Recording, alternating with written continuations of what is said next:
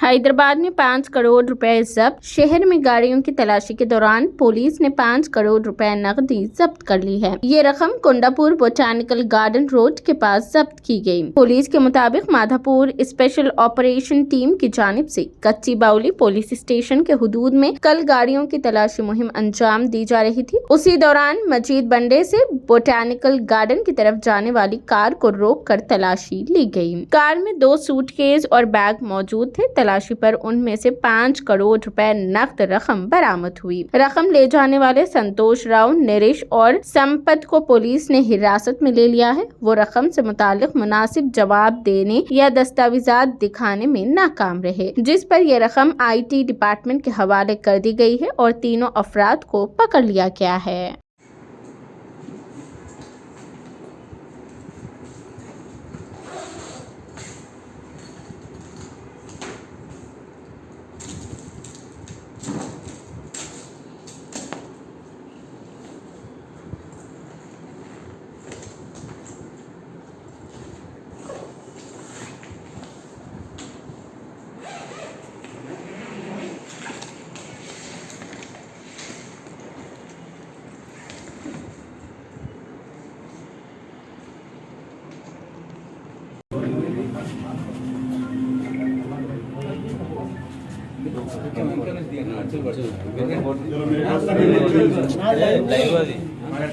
ఎంత లైవ్ ఒక బండిల్ ఎంత